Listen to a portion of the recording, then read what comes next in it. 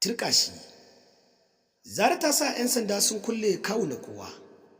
a cikin shahararren shirin fim ɗin na wata shida. Bayan kasancewar irin yadda Kawu na kowa ya kai karar Kawu Ɗanladi wajen 'yan sanda akan dukiyar marayu,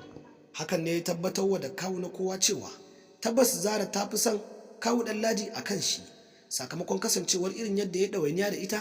tare da rainanta tun tana 'yar ƙarama har kawo wannan lokaci.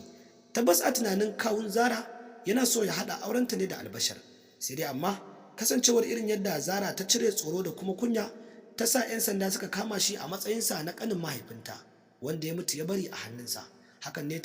ya tabbatar masa da cewa tabbas Zara za ta iya aikata koma menene a nan gaba. Bayan kasancewar irin yadda Zara ta shiga cikin rudani da kuma tashin hankali akan irin abubuwan da suke faruwa, tabbas za ku ji cewa har yanzu fa Zara bata san cewa Dahiru ya yi aure ba. Tabbas kwarai da gaske akwai gagarumar cakwakiya a cikin shahararren shirin fim din na wata shida, wanda a yanzu haka dai masu sauraro ku dai kawai ku gyara zama da biyo mu har zuwa ƙarshen wannan bidiyon don jin mu ɗauke da zazzafan sharhin wanda muke tafa da shi, sannan ku kuma ji irin yadda take kayawa a cikin shahararren shirin fim din na wata shida.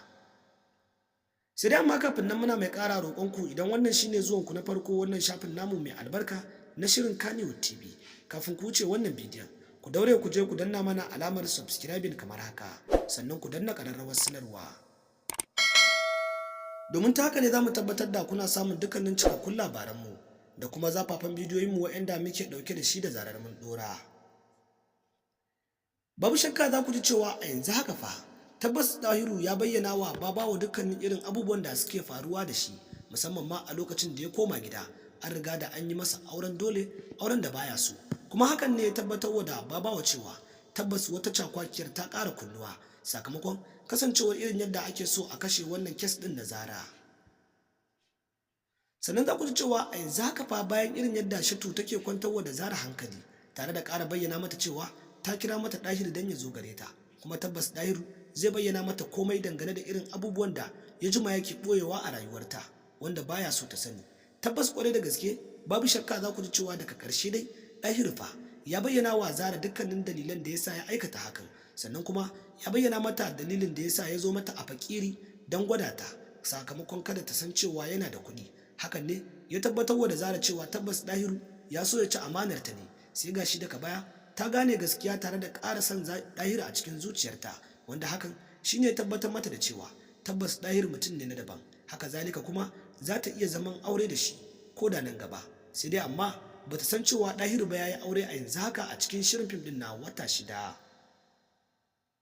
Sannan za ku ji cewa tabbas kwarai da gaske kasancewar irin yadda shi kanshi Adil yake so ya zo ya haɗu da Zara, tabbas akwai wata kullalliyar alaka da kuma wani boyayyen al'amari da yake son shiryawa. Sai dai amma tabbas kwarai da gaske Zara ba za ta taɓa son Adil ba matukar tana ganin Dahiru. Hakan ne kuma ya tabbatar da Dahiru cewa tabbas Dahiru fa ya riga da ya dasa wa Zara sansa a cikin zuciyarta, irin son da ba zai taɓa fita nan kusa ba. Hakan ne kuma yasa Zara ta amince tare da bayyana cewa za ta auri Dahiru. Sai dai amma tun a baya in ba ku manta ba za ku ji cewa ta taɓa bayyana masa cewa tana so su yi auren tsohon wata shida sannan su raba a wata shidan. Tabbas a yanzu haka Zara tana so su yi aure ne na dindindin da Dahiru bayan kasancewar irin yadda suka shaku da juna. Tabbas amma Zara tana matukar jin tsoro dangane da irin abubuwan da suke faruwa, musamman ma kasancewar irin yadda Dahiru ya ki bayyana mata gaskiyar al'amari.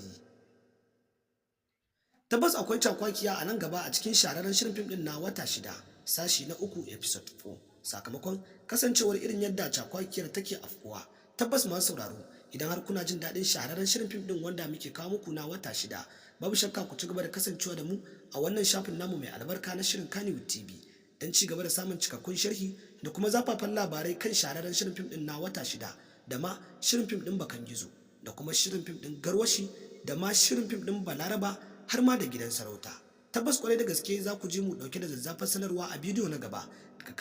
akan ranar da za a dawo haska shahararren shirin fim din nan na labari na,